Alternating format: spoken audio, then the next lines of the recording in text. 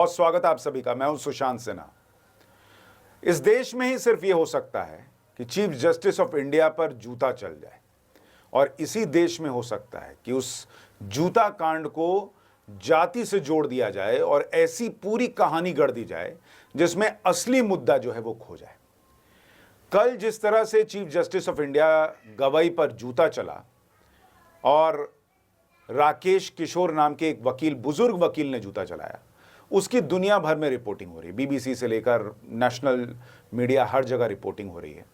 और उस रिपोर्टिंग में यह दावा किया जा रहा है कि भाई वो जूता जस्टिस गवाई को के पास से बिल्कुल गुजरा, एक दूसरे जज के पास से भी गुजरा, और मतलब लगते लगते बस बचा है।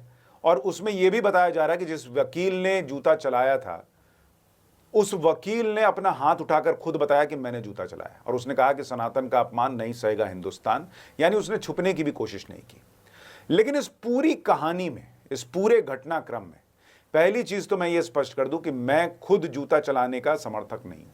मैं किसी भी हिंसा के पक्ष में कभी नहीं रहता कि भाई किसी को मार दो, जूता चला दो, ये कर दो। अपनी बात जरूर कहो, अपनी बात मजबूती से कहो, लेकिन जूता चला दो ये मैं विश्वास नहीं रखता।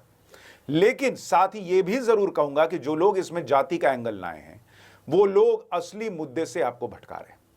आपकी राय क्या है जूता कांड पर कमेंट कीजिएगा। लेकिन पहले मैं आपको यह बता दूं कि आप देखिए किस तरह से नेता इसमें जाति का एंगल लेकर चले आए कि भाई गवाई साहब तो दलित हैं इसलिए उन पर जूता चल गया।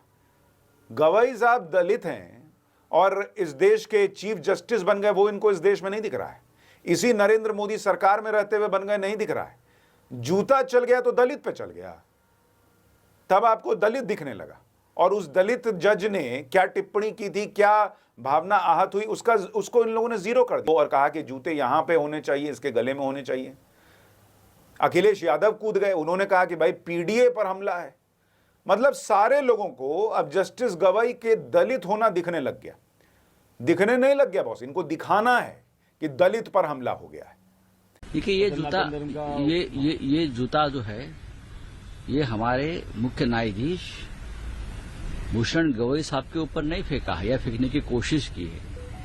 ये जूता हमारे संविधान के ऊपर फेंकने की कोशिश की है, हमारे संविधान के ऊपर। और सत्ता पे वही लोग हैं जो संविधान को मानने को तैयार नहीं, और ये उनके ही चेले चपाटे हैं जो इस प्रकार से काम करते हैं। लेकिन मैं आपको दिखाना चाहता हूं साफ साफ ये कहते हुए कि मेरे हिसाब से भी जूता नहीं चलना चाहिए था। लेकिन राकेश किशोर ने जो किया, जो हुआ, और जो पिछले कुछ दिनों में हुआ है, नुपुर शर्मा के केस से लेकर दूसरे